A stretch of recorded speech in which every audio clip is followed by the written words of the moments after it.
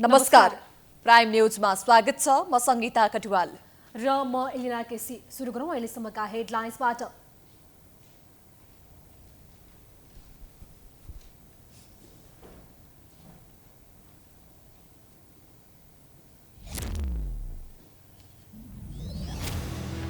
Seat बाँडफाँडको modality तय गर्न सत्तारूढ दललाई हम्मे कार्यदलमा आफ्नै दाबी।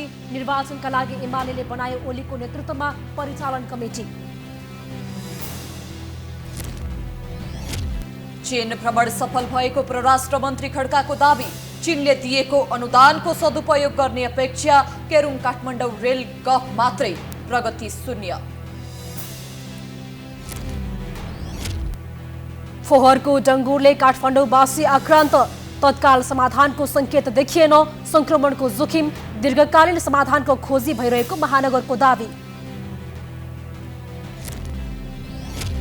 मङ्सिरमा हुने निर्वाचनका लागि प्रहरी तयारीमा जुट्यो।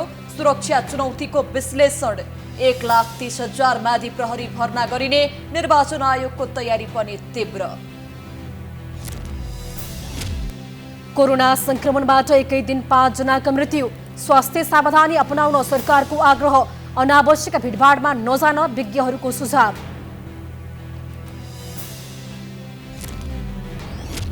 विकासशील देशमा डिजिटल मुद्राको कारोबार रोक्न संयुक्त राष्ट्र सङ्घको आह्वान। विश्वभर क्रिप्टो करेन्सीको प्रयोग ह्वात्तै बढेको प्रति चिन्ता व्यक्त।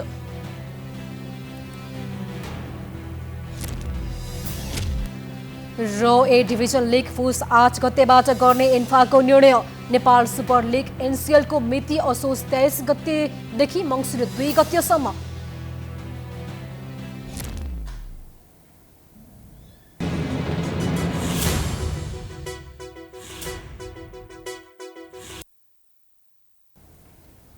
अब प्राइम न्यूज विस्तारमा। आगामी निर्वाचनमा सीट बाँडफाँडका विषयमा छलफल गर्न बसेको सत्तारूढ गठबन्धन कार्यदलको दोस्रो बैठकमा पनि भागभण्डाको मोडालिटीको बारेमा छलफल भएको छ। प्रधानमन्त्री निवास बालुवाटारमा बसेको बैठकमा सीट बाँडफाँडको मोडालिटीका विभिन्न पक्षमा छलफल भएको नेताहरूले बताएका छन्। बैठकमा 2074 सालको संसदीय निर्वाचन, गत स्थानीय निर्वाचन र वर्तमान संघीय संसदमा दलहरूको उपस्थिति लगायतलाई आधार मानेर सीट बाँडफाँड टुङ्ग्याउने विषयमा छलफल भएको माओवादी नेता देव गुरुङले जानकारी दिए।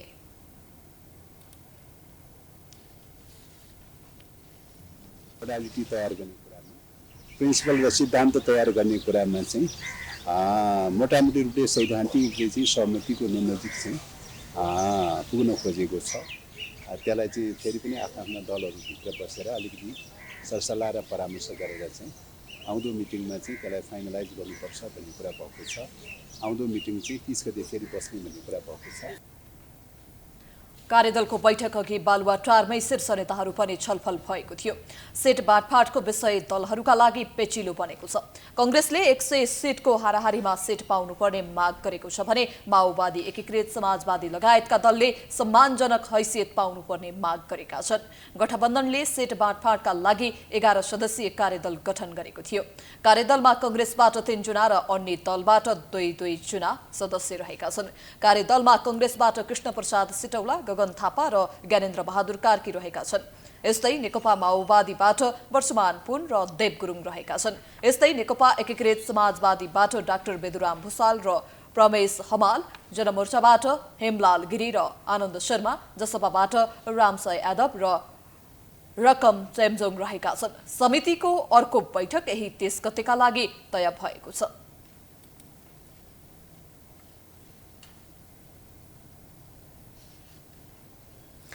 नेकपा एमाले मङ्सिर 4 गते सम्पन्न हुने प्रतिनिधि र प्रदेशसभा निर्वाचन तयारी तथा सञ्चालनका लागि केन्द्रीय निर्वाचन परिचालन कमिटी गठन गरेको छ। केन्द्रीय सचिवालयको बिहीबार बसेको बैठकले अध्यक्ष केपी शर्मा ओलीको संयोजकत्वमा केन्द्रीय निर्वाचन परिचालन कमिटी गठन गरेको हो। परिचालन कमिटीमा केन्द्रीय कमिटीका सबै सदस्य तथा केन्द्रीय निकाय र आयोगका पदाधिकारी रहनेछन्। त्यस्तै जनसंगठनका अध्यक्ष र महासचिवहरूका साथै पार्टीका प्रदेश कमिटी अध्यक्ष, केन्द्रीय विभागका सचिवहरू रहने प्रचार विभाग प्रमुख पृथ्वी सुब्बा गुरुङले जानकारी दिए।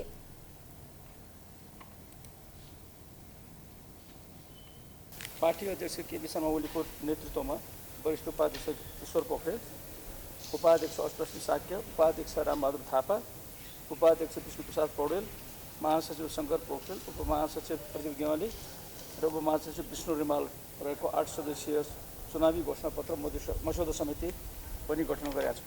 अध्यक्ष केपी शर्मा ओलीको नेतृत्वमा केन्द्रीय कमिटीका सबै सदस्यहरू, केन्द्रीय निकाय अनुशासन आयोग, निर्वाचन आयोग, लेखा आयोग, केन्द्रीय सल्लाहकार परिषदको पदाधिकारीहरू, अध्यक्ष उपाध्यक्ष र सचिवहरू भनेको चाहिँ त्यस्तै प्रदेश कमिटीका अध्यक्षहरू, जनसङ्गठनका राष्ट्रिय कमिटीका केन्द्रीय कमिटीका अध्यक्ष र महासचिवहरू र केन्द्रीय विभागको सचिवहरू रहने गरेर केन्द्रीय निर्वाचन परिचालन कमिटी पनि गठन भएको छ। त्यस्तै निर्वाचनका लागि घोषणापत्र मस्यौदा कमिटी पनि गठन गरेको छ। मस्यौदा कमिटीमा उपाध्यक्षहरू अष्टलक्ष्मी साक्य, रामबहादुर थापा, विष्णुप्रसाद पौडेल, महासचिव शङ्कर पोखरेल, उपमहासचिव प्रदीप गेवाली र विष्णु रिमाल रहनेछन्। यसैगरी एमाले विभिन्न पार्टीबाट प्रवेश गरेका 4 जनालाई केन्द्रीय सदस्यमा मनोनित गरेको छ। केन्द्रीय सचिवालयको बिहिबार बसेको बैठकले जीवन गौतम, धर्मदत्त देवकोटा, ब्रिजेश गुप्ता र अमृत राजवंशीलाई केन्द्रीय सदस्यमा मनोनित गरेको हो। त्यस्तै नवराज पौडेललाई केन्द्रीय सल्लाहकार मनोनयन गरिएको छ। बैठकले चुनावका लागि तयारी गर्न भदौ पहिलो साता स्थायी कमिटी, पोलिट ब्युरो र केन्द्रीय कमिटी बैठक समेत बोलाएको छ। भदौ 7 गते स्थायी कमिटी, 9 गते पोलिट ब्युरो र 11 गते केन्द्रीय कमिटी बैठक बोलाइएको छ।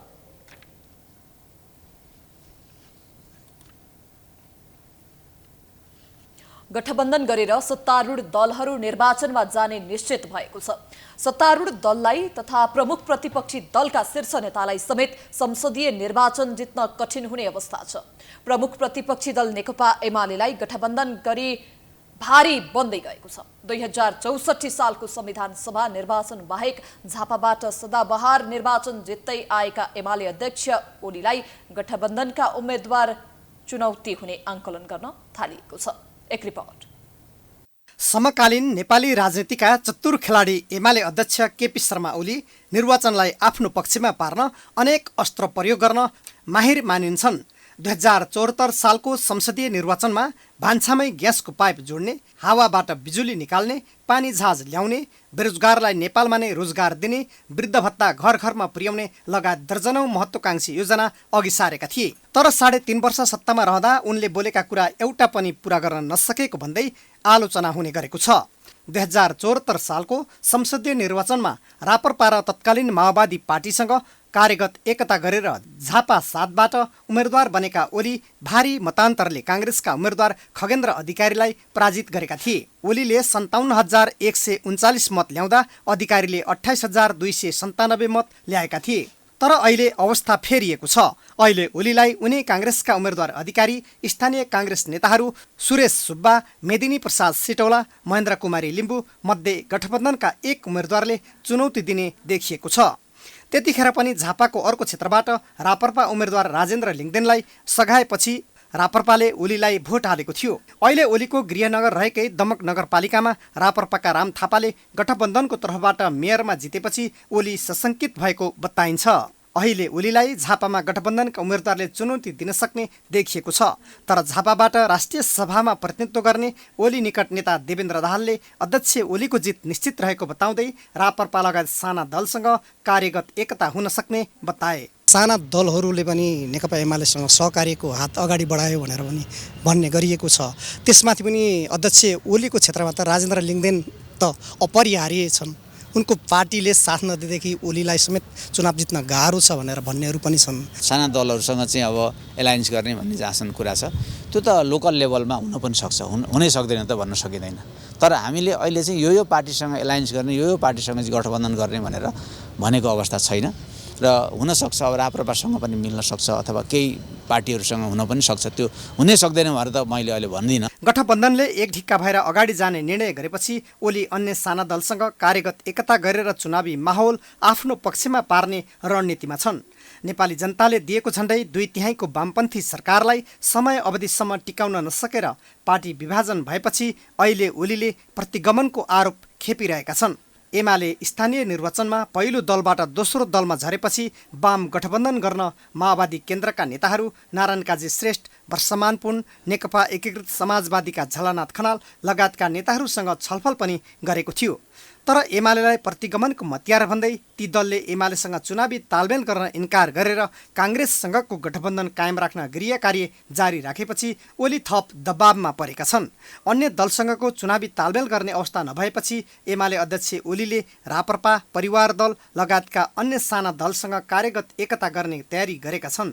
ओलीले गठबन्धनभित्रका असन्तुष्ट पक्षबीच खेलेर पनि निर्वाचनको माहौल आफ्नो पक्षमा पार्ने रणनीतिमा रहेको एमाले नेताहरू नै बताउँछन्। चुनाव नजिकिएसँगै कतिपय दलभित्रै विवाद बढ्न थालेको छ। पद र पैसाका लागि नेताहरू स्वार्थी बनेको कुरा नेतृत्व तहबाटै खुलासा हुन थालेको छ। केही समय अघि नेकपा माओवादी केन्द्रका अध्यक्ष पुष्पकमल दाहालले गुनासो गरेका थिए। आज फेरि नेकपा एकीकृत समाजवादीका अध्यक्ष माधव कुमार नेपालले आफ्नै पार्टीका नेताहरूको आलोचना गरेका छन्। एक रिपोर्ट। नेकपा एमालेबाट विद्रोह गरेका माधव कुमार नेपाललाई पार्टी विभाजन गर्ने बेला बलियो साथ दिएका नेताहरू अहिले टाढिँदै गएको चर्चा हुने गरेको छ।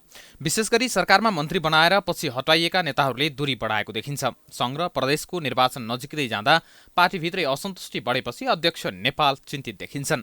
बिहिबार एक सार्वजनिक कार्यक्रममा नेपालले पद र पैसाका निम्ति आफ्नो पार्टीभित्र व्यक्तिवादी स्वार्थ देखिन थालेको बताएका हुन्। पद नपाए गुटबन्दी गर्ने र स्वार्थका निम्ति जे पनि गर्ने प्रवृत्ति आफ्नो पार्टीभित्र देखिएको नेपालको गुनासो छ। नेताहरू कुकर्म गर्न समेत तयार हुने गरेको नेपाल बताउँछन्। मबाट सुरु गर्ने प्रवृत्ति व्याप्त छ। मले पाइन भने त्यसपछि जस्तो सुकै पनि कुकर्म गर्न तयार हुन्छ। पाउनका लागि पनि त्यस्तै कुकर्म गर्छ। गुटबन्दी गर्न थाल्छ। त्यसपछि अनेक षड्यन्त्र जालझेल गर्न थाल्छन्। पदको निम्ति, पैसाको निम्ति, आफ्नो स्वार्थको परिपूर्तिको निम्ति यी सबैभन्दा भिन्न नयाँ मानिस हामीले निर्माण गर्ने हो। केही समय अघि मन्त्रीबाट हटाइएकी रामकुमारी झाँक्रीले आफ्ना अध्यक्ष नेपालसँग सुमधुर सम्बन्ध नरहेको स्पष्ट सङ्केत गरेकी थिइन्। कार्यक्रम जनता जान्न चाहन्छन्मा ऋषि धमलासँग कुरा गर्दै झाँक्रीले लामो समयदेखि अध्यक्ष नेपालसँग भेटघाट र बोलचाल समेत नभएको बताएकी थिइन्। त्यसो त उहाँले बोलाउनु पनि भएको छैन, तर मेरो काम पनि परेको छैन। पहिला अब रिपोर्टिङ गर्न पनि, कुनै कामको चाहिँ ब्रिफिङ गर्न पनि जानुपर्ने भए मन्त्री भएको बखत जानुपर्ने मेरो दायित्व हुन्थ्यो। अनि मन्त्री नहुँदाखेरि फेरि उहाँ नेता भएको बखत पनि हामीले आफूले गरेको कार्यक्षेत्रको केही न केही ब्रिफिङ, केही न केही रिपोर्टिङ गर्न नेताकोमा जानुपर्ने हुन्थ्यो। अहिले पार्टीको सचिव छु, तर मलाई पर्परली तोकेको जिम्मेवारी छैन, त्यसकारण मैले रिपोर्टिङ गर्नु नै परेन। मन्त्री पनि छैन, त्यसकारणले मैले गएर रिपोर्टिङ गर्ने विषय पनि रहेन। नचाहँदै मन्त्रीबाट हटाइएको भन्दै झाँक्री, प्रेमाले, किसान श्रेष्ठ र विरोध खतिवडा पछिल्लो समय पार्टीमा खासै सक्रिय छैनन्। अध्यक्ष नेपालसँग उनीहरूको सम्बन्ध पनि पहिलाको जस्तो नभएको बताइन्छ। अझ कतिसम्म आशंका गर्न थालिएको छ भने कतिपय नेताहरू एमालेमै फर्किनका लागि गृह कार्य गरिरहेका छन्। त्यसैले पनि होला अध्यक्ष नेपाल निराश देखिन्छन्। केही समय अघि नेकपा माओवादी केन्द्रका अध्यक्ष पुष्पकमल दाहालले पनि आफ्नो पार्टीका नेताहरू पद र पैसाको लागि मरिहत्ते गर्ने गरेको दुखेसो गरेका थिए। अध्यक्ष दाहालले प्रतिनिधि सभामा रहेका आफ्नो पार्टीका 49 सांसदमा सबैजसोले मन्त्री बन्ने आकांक्षा राख्दा आफू समस्यामा परेको बताएका थिए। प्रदेश र प्रतिनिधि सभाको निर्वाचन नजिकिँदै जाँदा दलका नेताहरू खरो रूपमा बहसमा उत्रिन थालेका छन्। आज रिपोर्टर्स क्लब नेपालमा राजनीतिक दलका नेताहरू साक्षात्कार कार्यक्रममा झगडामा उत्रिएका छन्।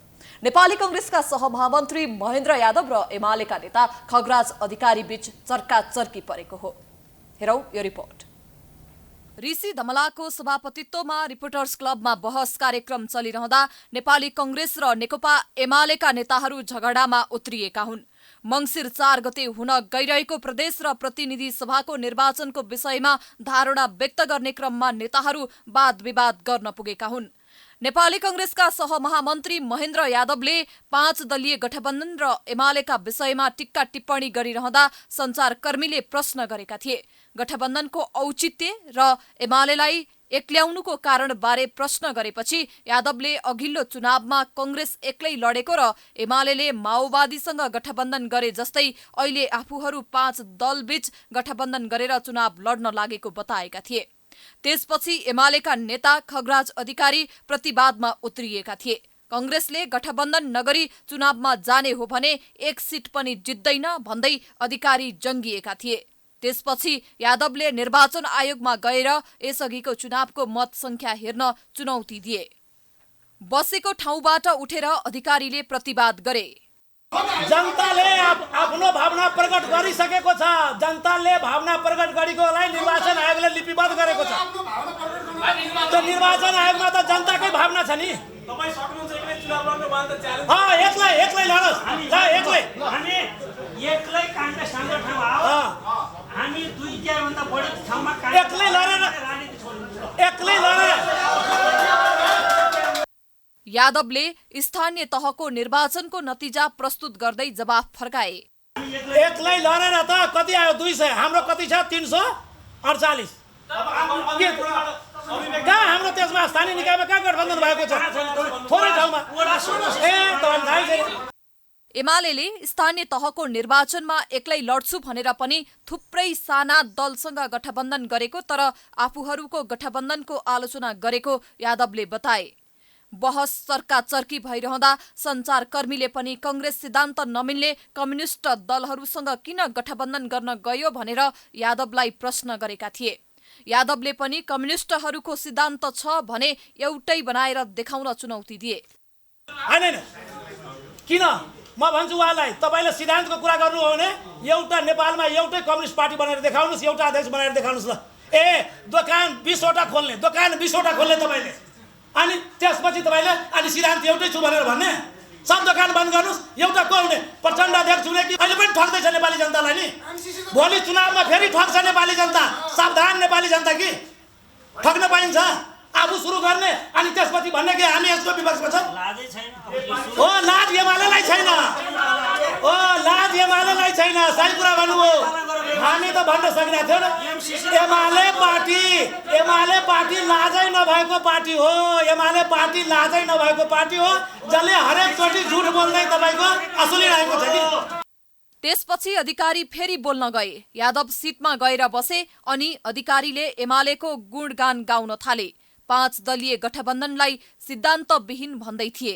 सञ्चारकर्मीले प्रश्न गरिहाले, तपाईहरूको राप्रपासँग सिद्धान्त मिल्छ? अधिकारीले टालटुले जवाफ दिए। यो महेन्द्र यादवका लागि होला थुतुन चिलाएर भन्नु पर्ने। एउटा सभ्यताका साथ बोल्न जान्ने कुरो नि। अनि एउटा कुरा के महेन्द्र यादवका लागि होला, तर फरक के हो भने नेपाली कांग्रेसले एसपीपी अर्को ढङ्गले गर्दैछ। यही एसपीपीको कारणले यस्तो पनि हुनसक्छ बिचैमा उहाँहरू भड्खाला परेर छोड्यौँ भनेर एसपीपीले गर्दा भने गठबन्धनका टुक्रा पार्ने उहाँ नेपाली कांग्रेसको बीपी कांग्रेस छैन। अधिकारीले कांग्रेसमाथि जाने जति आरोप लगाए। फेरि यादव बोल्न आए। अधिकारी सिटमा बसे अनि अधिकारीले लगाएका आरोपको यादवले खण्डन गर्न थाले। जनताले भावना प्रकट गरेकोलाई निर्वाचन आयोगले लिपिबद्ध गरेको छ। निर्वाचन आयोगमा त जनताकै भावना छ नि।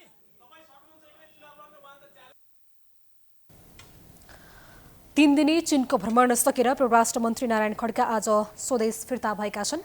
चिनिया विदेश मन्त्री वाङ यीको निमन्त्रणामा मन्त्री खड्का मंगलबार चीन प्रस्थान गरेका थिए। आज भ्रमण सकेर केही बेर अघि त्रिभुवन विमानस्थलमा मन्त्री खड्का अवतरण गरेका हुन्। 3 दिनसम्म चीनमा रहँदा मन्त्री खड्काले चिनिया समकक्षी वाङ यीसँग भेटवार्ता गरेका थिए। भेटवार्तामा केरुङ काठमाडौँ रेलमार्गलाई अगाडि बढाउने, यसअघि अगाडि भएका विभिन्न समझदारीलाई कार्यान्वयन गर्ने लगायतका विषयमा छलफल भएको थियो। त्यहाँका स्टेट काउन्सिलर तथा विदेश मन्त्री महामहिम वाङ यीको मैत्रीपूर्ण निमन्त्रणामा भ्रमण सम्पन्न गरी सफलतापूर्वक सम्पन्न गरी यही 3 दिने भ्रमण सम्पन्न गरी नेपाल पाल्नु भएको छ। र यसैबीचमा त्रिभुवन अन्तर्राष्ट्रिय विमानस्थलमा परराष्ट्र मन्त्री खड्काको पत्रकार सम्मेलन भइरहेको छ। अब हामी तपाईँको ध्यान त्यसतर्फ केन्द्रित गराउँछौँ। यसै सन्दर्भमा त्यहाँ भएका महत्त्वपूर्ण कुराहरूलाई संक्षिप्त रूपमा प्रकाश पारिदिन माननीय परराष्ट्र मन्त्रीलाई म हार्दिक अनुरोध गर्दछु। धन्यवाद। परराष्ट्र मन्त्रालयका सचिवज्यू, वाणिज्य मन्त्रालयका सचिवज्यू, भौतिक पूर्वाधार तथा यातायात मन्त्रालयका सचिवज्यू, परराष्ट्र मन्त्रालयका सहसचिव एवं प्रवक्ताज्यू, गृह र अर्थका सहसचिवज्यूहरू र हाम्रो मन्त्रालयका कर्मचारी मित्रहरू, आदरणीय पत्रकार साथीहरू, जनवादी गणतन्त्र चीनका स्टेट काउन्सिलर तथा विदेश मन्त्री महामहिम श्री वाङ यीको मैत्रीपूर्ण निमन्त्रणामा नेपाली प्रतिनिधिमण्डलको नेतृत्व गरी यही 24, 26 श्रावण 79 तदनुसार 9-11 अगस्त 2022 मैले जनवादी गणतन्त्र चीनको औपचारिक भ्रमण सम्पन्न गरेर आज स्वदेश फर्केको छु। यस भ्रमणका सम्बन्धमा परराष्ट्र मन्त्रालय तथा नेपाली राजदूतावास बेजिङबाट जारी भएको प्रेस विज्ञप्तिहरू मार्फत भ्रमणका क्रममा भएका मुख्य उपलब्धिहरूको जानकारी यहाँहरूलाई भएको हुनुपर्छ। भ्रमणका दौरानमा भएका मुख्य उपलब्धिहरूलाई संक्षिप्त रूपमा यहाँहरू समक्ष पुनः प्रस्तुत गर्न चाहन्छु। नेपाल र जनवादी गणतन्त्र चीनको सदियौँदेखिको घनिष्ठ र मित्रवत सम्बन्ध रहँदै आएको छ। यस घनीभूत सम्बन्धलाई सुदृढ र जनस्तरमा पुर्याउन नेपाल र चीन बीच समय समयमा हुने उच्चस्तरीय भ्रमणहरूले महत्त्वपूर्ण योगदान पुर्याउँदै आएका छन्। परराष्ट्र मन्त्रीको रूपमा मेरो भ्रमण पनि यसैको निरन्तरता हो भन्ने मैले ठानेको छु। स्टेट काउन्सिल र मेरा बीचमा द्विपक्षीय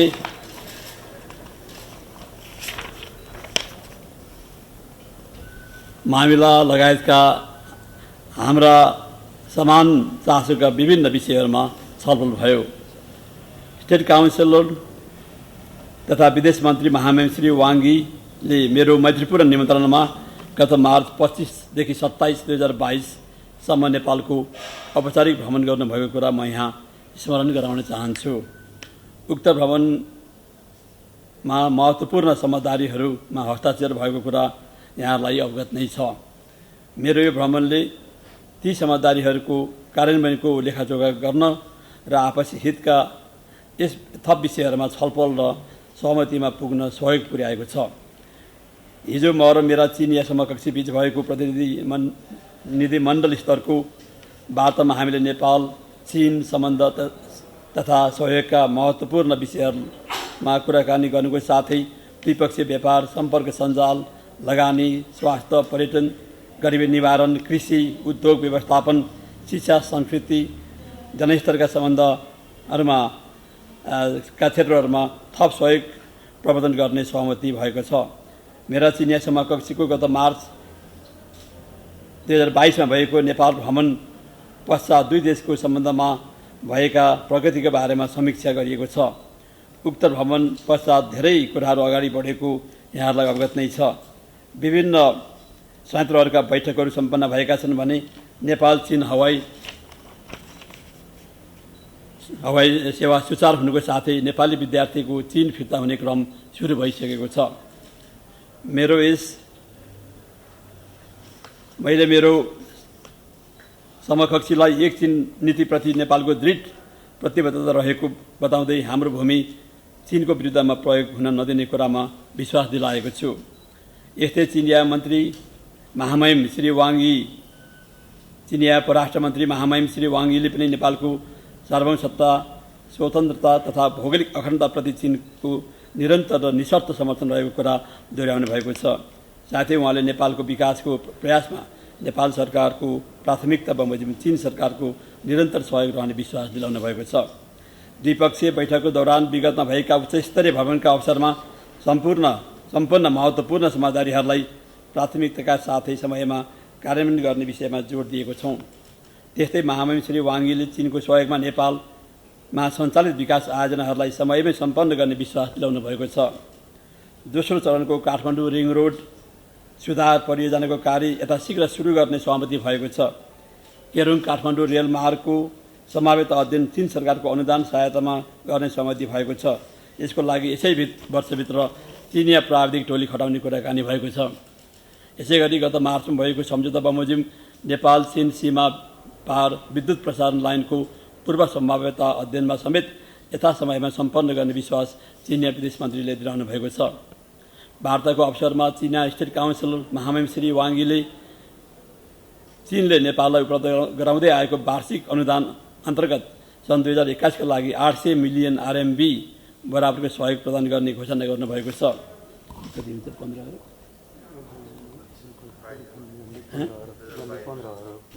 होइन 22 यो नेपाली रु करिब 15 अरब बराबरको हुन आउँछ। हाम्रो अनुरोधमा चिनिया पक्षले नेपालमा रासायनिक मल उत्पादन गर्ने कारखाना स्थापनाको लागि सम्भाव्यता अध्ययन गर्ने र नेपाललाई उपयुक्त परिमाणमा रासायनिक मल उपलब्ध गराउने विषयमा सकारात्मक कुराकानी भएको छ। नेपाललाई रासायनिक मल उपलब्ध गराउन र बजेटरी सपोर्टका लागि चिनिया राष्ट्रपति महामहिम श्री सी जिनपिङको भ्रमणको अवसरमा घोषणा गर्नुभएको 3.5 बिलियन RMB को सहायता उपयोग गर्ने बारेमा रचनात्मक कुराकानी भएको छ। त्यसैगरी चिनिया पक्षले नेपालको कृषि क्षेत्रमा सहयोग गर्ने सहमति जनाएको छ। नेपालको उत्पादन क्षमता बढाउन, नेपालमा लगानी प्रवर्धन गर्न, नेपाली चिया चीनमा निर्यात गर्न तथा परम्परागत औषधिजन्य जडीबुटीको क्षेत्रमा सहयोग बढाउन चिनिया लगानीकर्तालाई प्रोत्साहित गर्ने विषयमा सकारात्मक कुराकानी भएको छ। दुवै पक्षले सीमा नाकामा संयुक्त महामारी नियन्त्रण संयन्त्र joint mechanism for pandemic control स्थापना गर्ने सहमति भएको छ। यसैगरी तिब्बतमा देखिएको पछिल्लो लहरको कोभिड महामारी नियन्त्रणमा आएपछि रसुवा केरुङ तथा तातोपानी झाङमु नाकाबाट दुईतर्फी व्यापार सुचारू गर्ने र हिल्सा पुलाङ नाकालाई एकतर्फी रूपमा खोल्ने सहमति भएको छ।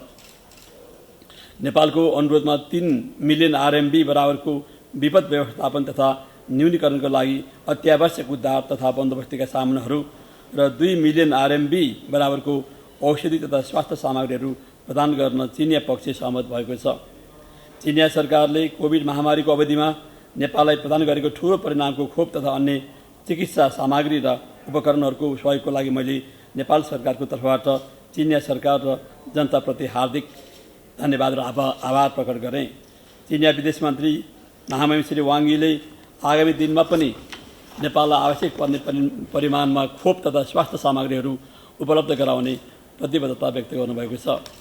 नेपालमा रक्त क्यान्सर रोगको उपचारमा सहयोग गर्न आवश्यक प्रविधि उपकरण र तालिम र सिमेरिक एन्टिजेन रिसेप्टर T-सेल्स CAR-T सेल्स उत्पादन गर्ने प्रयोगशाला नेपाली निजामती अस्पतालमा स्थापना गर्न चिनिया सरकारले सहयोग गर्ने सहमति पनि भएको छ। कोभिड महामारीको कारण नेपाल फर्केका चिनिया शिक्षा संस्थानमा अध्ययनरत बाँकी इच्छुक नेपाली विद्यार्थीहरूलाई आफ्नो पढाइ सुचारू गर्न चीन फिर्ता जान दिन चिनिया विदेश मन्त्रीले सहमति जनाउनु भएको छ। यस्ता इच्छुक विद्यार्थीहरूले आवश्यक स्वास्थ्य प्रोटोकल पालना गरी भिसा प्रक्रिया सुरु गर्न सक्ने भएका छन्।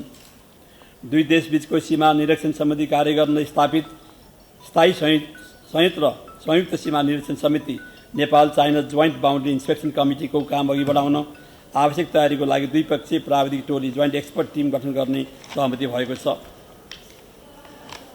नेपाल र चीन संयुक्त राष्ट्रसङ्घ तथा G77+ चाइना जस्ता बहुपक्षीय मञ्चहरूमा आपसी हितका विषयमा सहयोग र सहकार्य गर्दै आएका छन्। बैठकका दौरान द्विपक्षीय सम्बन्धका अतिरिक्त क्षेत्रीय तथा बहुपक्षीय मञ्चहरूमा रहिआएको सहयोग र सहकार्यलाई निरन्तरता दिने बारेमा समेत छलफल गर्ने अवसर प्राप्त भएको छ। हिजै म र मेरो प्रतिनिधि मण्डलको सम्मानमा महामहिम श्री वाङ्गीले आयोजन गर्नुभएको रात्रि भोजमा सरिक भएँ। विश्वव्यापी कोभिड-19 को महामारीको कारण केही समयदेखि नेपालको तर्फबाट चीनतर्फ उच्च स्तरमा द्विपक्षीय भ्रमण हुन नसकिरहेको अवस्थामा यो भ्रमण महत्त्वपूर्ण रह्यो र यस किसिमको भ्रमणले नेपाल चीन सम्बन्धलाई थप प्रगाढ तुल्याउन मद्दत पुग्ने कुरामा म विश्वस्त छु। मेरो नेतृत्वमा रहेको प्रतिनिधि मण्डलमा परराष्ट्र सचिव, वाणिज्य सचिव, भौतिक पूर्वाधार तथा यातायात सचिव, चीनका लागि नेपाली राजदूत, अर्थ र गृह मन्त्रालयका सहसचिवहरू, बेजिङ स्थित नेपाली राजदूतावासका नियुक्त उपप्रमुख एवं परराष्ट्र मन्त्रालयका पदाधिकारीहरू समेत सम्मिलित हुनुहुन्थ्यो। मेरो भ्रमणको लागि मिलाइएको उत्कृष्ट प्रबन्ध तथा प्रदान गरेको न्यानो आतिथ्यको लागि म चिनिया सरकार तथा स्टेट काउन्सिलर तथा विदेश मन्त्री महामहिम श्री वाङ्गीलाई हार्दिक धन्यवाद दिन चाहन्छु। यस भ्रमणका लागि आवश्यक समन्वय एवं सहजीकरण गर्नुभएकोमा चीनका लागि नेपाली राजदूत तथा राजदूतावास परिवारलाई धन्यवाद व्यक्त गर्छु। साथै भ्रमणको बारेमा सूचना सम्प्रेषित गर्नुहुने सञ्चार माध्यमहरूलाई पनि हार्दिक धन्यवाद दिन चाहन्छु। धन्यवाद।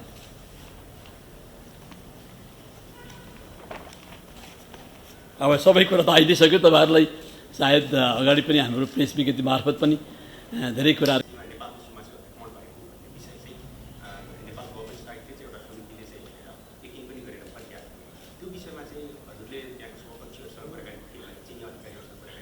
यो समग्र विषयमा चाहिँ एउटा चाहिँ हामीले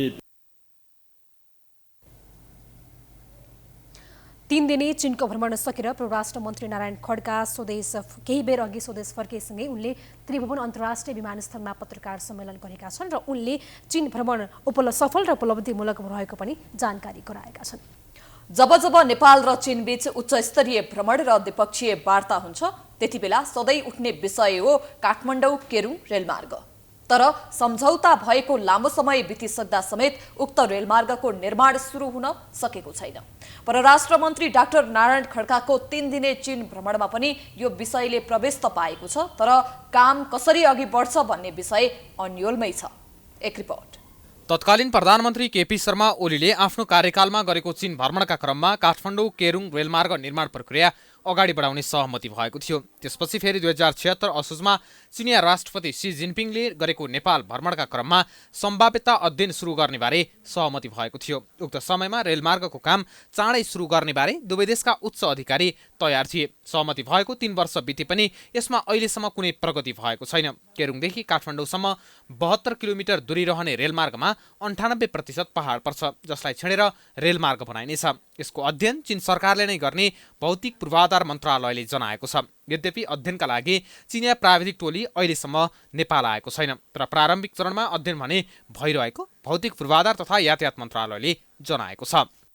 बनाउन चाहने हाम्रो चाहना र चाइनिजको चाहना मिलेपछि यो चाहना मूर्त रूप लिन कुनै असम्भव छैन, एकदम सम्भव छ। र चाइनाले त हेर्नुहोस् न, मेन लाइनबाट तिब्बतसम्म त्यस्तो हाई माउन्टेनबाट त ल्याइसकेको छ नि, उसले रेड हेड त त्यहाँसम्म ल्याइसकेको छ। त्यसैले नेपालमा आउनलाई चाहिने कुनै परेशानीको कुरा छैन। अब कुरा के छ भने हाम्रो तयारी त्यो सम्बन्धी टर्म्स अफ रेफरेन्समा के कस्तो छ त्यो पूर्व तयारी हामीले पनि नगर्न सके, त्यसपछि हामी पनि सुत्दिने। अब चाइनिजहरूलाई त उनीहरूले एड दिने हो, उनीहरू पनि केमा लागेको हुन्छ। गत चैतमा चिनिया विदेश मन्त्री वाङ यीको नेपाल भ्रमणका बेला दुई देशका उच्च अधिकारी बीच छिट्टै अध्ययन गर्ने गरी समझदारी पत्रमा हस्ताक्षर भएको थियो। यसअगाडि दुई देशका उच्च अधिकारी बीच 2077 कार्तिकमा भएको भिडियो कन्फरेन्समा पनि अन्तर्देशीय रेलमार्ग, सुरुङमार्ग सहित चिनिया सहयोगको परियोजना निर्माण सुरु गर्न टोलीले प्रतिबद्धता जनाएको थियो। त्यस्तै केही महिना अगाडि मात्र नेपालका लागि चिनिया राजदूत हौ यान्सीले पनि पत्रकार सम्मेलनमा नेपाल र चीन बीचको रेलको सम्भाव्यता अध्ययन गर्न 5 देखि 6 वर्ष लाग्न सक्ने बताएकी थिइन्। प्रारम्भिक अध्ययन अनुसार प्रति किलोमिटर सुरुङ निर्माण गर्न अनुमानित 3 अर्ब 70 करोड लाग्ने र नेपालतर्फ मात्र उक्त रेलमार्ग निर्माण गर्न 2 खर्ब 71 अर्ब 36 करोड 80 लाख रुपियाँ लाग्नेछ। तर त्यसको लागि विभिन्न छलफल चले पनि काम भने अगाडि बढेको छैन। तर पूर्वाधारविदले यो प्रोजेक्टलाई छलफलमा मात्र सीमित नराखी तीव्र गतिमा काम अगाडि बढाउनु पर्नेमा जोड दिन्छन्। पूर्वाधारविद प्राध्यापक डाक्टर भरत शर्माले यति ठूलो प्रोजेक्ट नेपाल आफैले तत्काल गर्न नसके पनि चिनिया पक्षको सहयोग लिएर तदारुकताका साथ काम अगाडि बढाउनु पर्ने बताउँछन्। चीन सरकारले केरुङ हुँदै काठमाडौँसम्म रेल जोड्नलाई चाहिँ विगतमा भएका सम्झौताहरू मिडियामा आइ नै सकेका छन्। त्यसको सम्भाव्यता अध्ययन फिजिबिलिटी स्टडी रिपोर्ट चाहिँ चीन सरकारले बनाइरहेको भन्नेसम्मको जानकारी छ। त्यसका विभिन्न अनलाइन मिटिङहरू भएका छन्। अहिले परराष्ट्र मन्त्रीज्यूको भ्रमणमा हाम्रो सचिवज्यू पनि संलग्न हुनुहुन्छ, कुराहरू उठेका छन्। त्योभन्दा थप अगाडि भएको छैन। विभिन्न समयमा यो रेलमार्गको विषयमा चर्चा र बहस हुने गरे पनि काम अगाडि बढ्न सकेको छैन। मन्त्रालयका एक उच्च अधिकारी यो रेलमार्ग निर्माण गर्न चिनिया पक्षले नै तदारुकता नदेखाएको बताउँछन्, जसले गर्दा नेपाल आफैले धान्न नसक्ने प्रोजेक्ट भएकाले चिनिया पक्षको नै भर पर्नुपर्ने अवस्था छ। तर 3 दिने भ्रमणमा रहेका परराष्ट्र मन्त्रीको पहल काठमाडौँ केरुङ रेलमार्ग बनाउन बाटो पो खोलिदिन्छ कि त्यो भने हेर्न बाँकी नै छ। काठमाडौँमा नियमित रूपमा फोहोर नउठेको धेरै समय भइसक्यो। झन् काठमाडौँ महानगरपालिकाले नयाँ नेतृत्व पाएपछि राजधानी सफा देख्न चाहने महानगरवासी निराश बनेका छन्। फोहोर नउठ्दा राजधानीको सबैजसो स्थानमा फोहोर थुप्रिएको देख्न सकिन्छ। एक रिपोर्ट।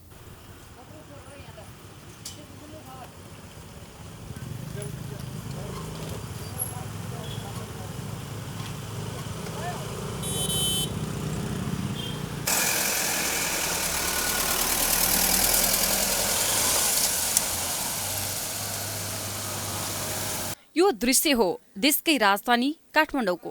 नियमित रूपमा फोहोर नउठाउँदा अहिले राजधानीको चोक, गल्ली, खोलाका करिडोर जताततै फोहोरका डङ्गुर मात्रै भेटिन्छन्।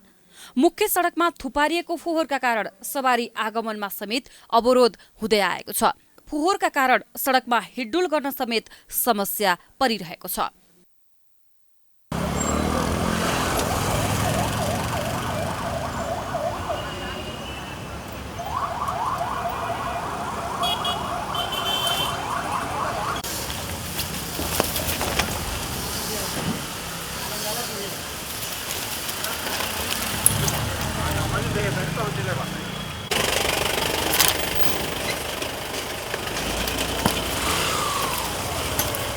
स्थानीय निर्वाचनबाट काठमाडौँ महानगरपालिकामा नयाँ नेतृत्व आएसँगै महानगरवासीहरूले ठूलो आशा राखेका थिए। चुनाव जिते लगतै फोहोरलाई पहिलो प्राथमिकतामा राखेर महानगरपालिकाका मेयर बालेन्द्र शाहले जिम्मेवारी सम्हालेको 70 दिन बित्ता पनि कुनै ठोस योजना ल्याउन सकेको छैन। त्यसैले महानगरवासी निराश भएका छन्। बेला बेलामा अब आइ त रहेछ, उनीहरूको भित्री कुराहरू के छ त्यो त हामीलाई थाहा हुँदैन होइन।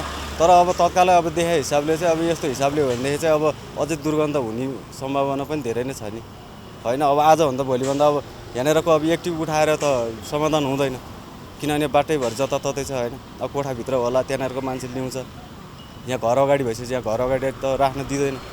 राख्न नदिइसकेपछि समाधान हुनु त अब टाइमै लाग्ला। अब असर त भइ नै सकेको छ नि। फोहोर त्यहाँको व्यवस्था नभएदेखि अन्त त्यो ठाउँमा नभएर अन्तलानलाई यो छिटो त यो फोहोरहरू चाहिँ हटाउनु पर्यो।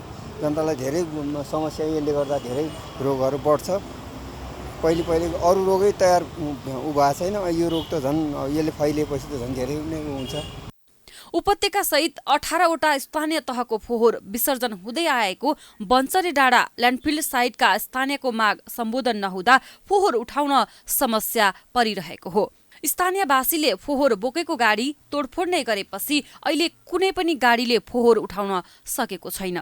उपत्यकाको फोहोर विसर्जनको दीर्घकालीन समाधान खोजिरहेको महानगरपालिकाको भनाइ छ। किनभने कुनै काम गर्नुको लागि केही समय लाग्छ, त्यो समय अवधिभित्र चाहिँ अहिले हामी काम गर्न गइरहेका छौँ भनेपछि रिजल्टफुल काममा हामी जानुभएको कारणले जनताले थाहा छ फोहोर त्यत्तिकै छिटै चाहिँ समाधान हुँदैन। तर चाहिँ हामीले योजना ल्याएको त्यो योजनाभित्र रहेर फोहोरलाई व्यवस्थापन गर्छौँ। महानगरपालिकाले कुहिने र नकुहिने फोहोर छुट्टै राख्नका लागि आग्रह गरेको थियो। तर फोहोर नै नहुटेपछि महानगरवासीले पुरानै शैलीमा फोहोर घर बाहिर निकालेका छन्।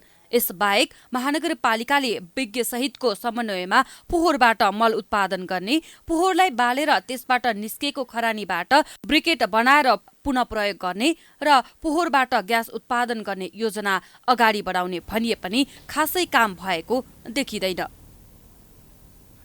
कोरोनाको कारण बिहिबार 5 जनाको मृत्यु भएको छ। 6 महिना यता एकै दिन यति धेरै संक्रमितको मृत्यु भएको हो। पछिल्ला दिनमा दैनिक थपिने संक्रमित बढ्दै जाँदा अस्पतालका आइसियु र भेन्टिलेटरमा चाप बढ्दै गएको छ। एक रिपोर्ट। कोरोना संक्रमितको संख्यामा वृद्धि भएसँगै मृत्युको संख्या पनि बढ्न थालेको छ। बिहिबार कोरोनाका कारण 5 जनाको मृत्यु भएको छ। यो संख्या 6 महिना यताकै सबैभन्दा बढी मृत्यु भएको संख्या हो। गत फागुन 2 गते 8 जना र फागुन 9 गते 4 जना कोरोना संक्रमितको मृत्यु भएको थियो। स्वास्थ्य तथा जनसङ्ख्या मन्त्रालयका अनुसार पछिल्लो 24 घण्टामा 4534 जनाको परीक्षणमा 815 जना संक्रमण पुष्टि भएको हो। 2411 जनाको पीसीआर परीक्षण गर्दा 465 जना र 2123 जनाको एन्टिजेन परीक्षण गर्दा 350 जनामा संक्रमण देखिएको हो। त्यस्तै बिहिबारसम्म कोरोना सक्रिय संक्रमितको संख्या 5869 पुगेको छ, जसमध्ये 5677 जना होम आइसोलेसनमा रहेका छन् भने 192 जना संस्थागत आइसोलेसन र 60 जना आइसियुमा छन्। त्यस्तै 8 जनाको भेन्टिलेटरमा राखेर उपचार भइरहेको मन्त्रालयले जनाएको छ।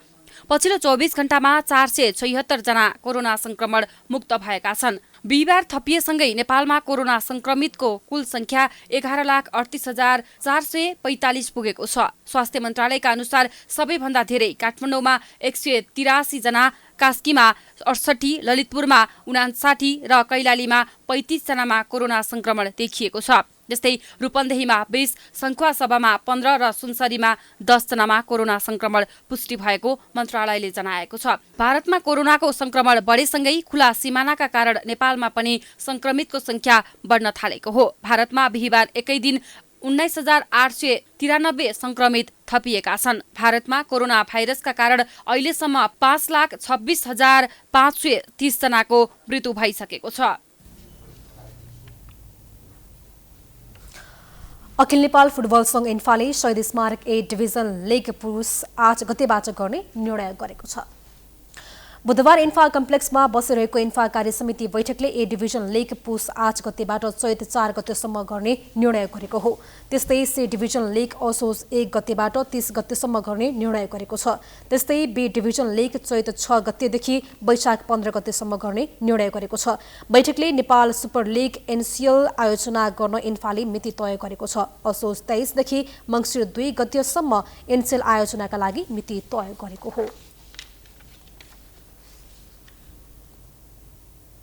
हामी प्राइम न्यूजको अन्त्यमा आइपुगेका छौं। जाँदा जाँदै हेडलाइन्स पुनः एकपटक।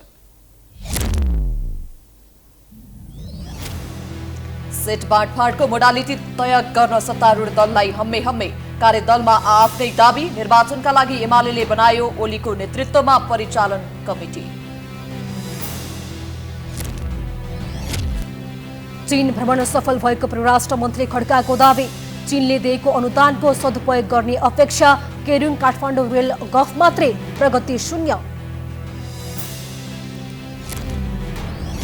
फोहरको डङ्गुरले काठमाडौँवासी आक्रान्त। तत्काल समाधानको संकेत देखिएन। संक्रमणको जोखिम। दीर्घकालीन समाधानको खोजी भइरहेको महानगरको दावी।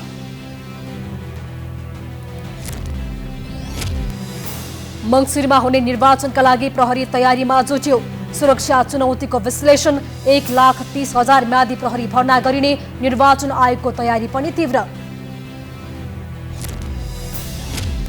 कोरोना संक्रमणबाट एकै दिन 5 जनाको मृत्यु। स्वास्थ्य सावधानी अपनाउन सरकारको आग्रह। अनावश्यक भिडभाडमा नजान विज्ञहरूको सुझाव।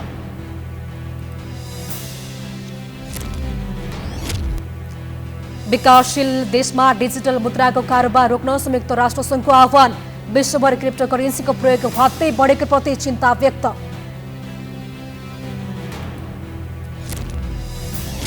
र ए डिभिजन लिग पुस 8 गतेबाट गर्ने इन्फाको निर्णय। नेपाल सुपर लिग एनएसएल को मिति असोज 23 देखि मङ्सिर 2 गतेसम्म।